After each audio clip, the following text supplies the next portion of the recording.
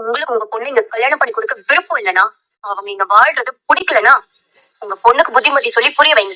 ஆனா கல்யாணம் பண்ணி கொடுக்காததுக்கு இந்த வீடுதான் காரணம்னு மட்டும் சொல்லாதீங்க. ஒரு வேளை உங்க பொண்ணு நீங்க பாண்டியனுக்கு கல்யாணம் பண்ணி கொடுத்தீங்கன்னா, பாண்டி உங்க பொண்ணு நம்ம மாதிரி தாங்குவாரு. சேரன் அவரோட சொன்ன தங்கச்சி மாதிரி பாத்து பாரு. அல்லவ அண்ணி அண்ணின்னு உயிரே கொடுப்பான். உங்களுக்கு அது பிடிக்கலனா அது உங்க பிரச்சனை. எங்க வீட்டுல உட்காந்து நீங்க பேச வேண்டிய விஷயம். நீங்க வந்து எப்படி கத்துவீங்க? என்ன சொன்னீங்க? இந்த ஊர்லயே இதை விட மோசமான வீடு இல்லன்னு தானே சொன்னீங்க. இந்த வீட்டு மருமகளா சொல்றேன், சோழனோட வைஃபா சொல்றேன்.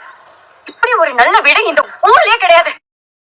இந்த வீட்டை விட ஒரு பாதுகாப்பான வீடு ஒரு பொண்ணுக்கு இருக்கவே இருக்காது. அதுக்காக இங்க பாருங்க, நீங்க உங்க பொண்ணு கட்டி கொடுங்க, கொடுக்காம இருங்க, அது உங்க விருப்பம். ஆனா எங்க வீட்டு வாசல்ல நின்று இந்த வீட்டை பத்தி தப்பா பேசுற வேலை வச்சுக்காதீங்க. இதுக்கு மேலயும் நீங்களும் இந்த ஊர்க்காரங்களும் எங்க வீட்டை பத்தி தப்பா பேசுறதை என்னால கேட்டுட்டு இருக்க முடியாது. நீங்க சொல்ற இந்த வார்த்தைகளால இவங்க பாதிக்கிறத பாத்துக்கிட்டு என்னால சும்மா இருக்க முடியாது. பொய்யான விஷயத்துக்கு இந்த ஊரை சப்போர்ட் பண்றாங்க, அது இன்னையோட முடியணும். இதுக்கப்புறம் இந்த வீட்டை பத்தி யாராவது ஏதாவது சொன்னீங்க, அவ்வளவுதான் சொல்லிட்டேன். முதல்ல இங்க இருந்து கிளம்புங்க. கிளம்புங்கறல.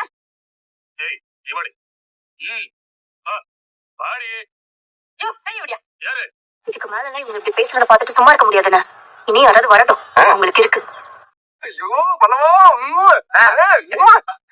பாத்தியானே என் பொண்டாட்டின தாலியை போட்டு வந்து எப்படி பேசுனா பாத்தியா?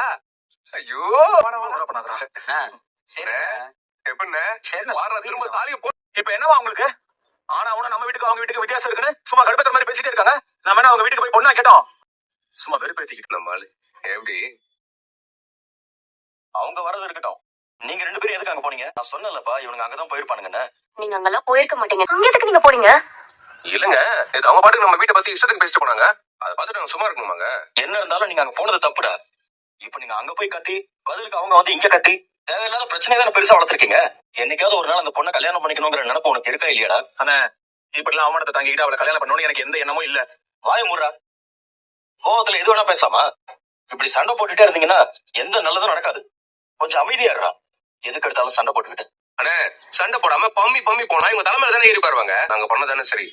ஏங்க நீங்க கலக்கிட்டீங்க, சும்மா பின்னிட்டீங்க. வாரு வா. ஆமாப்பா, நீ என்ன திடீர்னு வந்து அப்படி பேசிட்ட? நானே அதிர்ச்சி ஆயிட்டேன். நான் உண்மையை தானே சொன்னேன். எப்ப பாரு பொண்ணுங்க தங்க மாட்டாங்க பொண்ணுங்க தங்க மாட்டாங்கன்னு சொல்லிட்டே இருந்தா என்ன அர்த்தம்? நான் பொண்ணு தானே, நான் இந்த வீட்டுல தானே இருக்கேன். அது அவங்களுக்கு சொல்லும்ல. நீங்க பாயிண்ட் சொன்னீங்க, அவங்களால பேசவே முடியல. நீ நம்ம வீட்டை பத்தி கம்ப்ளைண்ட் பண்றதுக்கு அவங்களுக்கு இருந்த ஒரே ஒரு பாயிண்ட் அதுதான். அதையும் நீங்க அடிச்சு காலி பண்ணதும் தலையை தொங்க போட்டு போயிட்டாங்க பாத்தீங்களா? ஆனாலுங்க இந்த தாலியை போட்டு தூக்கி பிடிச்சு பேசுனீங்க பாத்தீங்களா?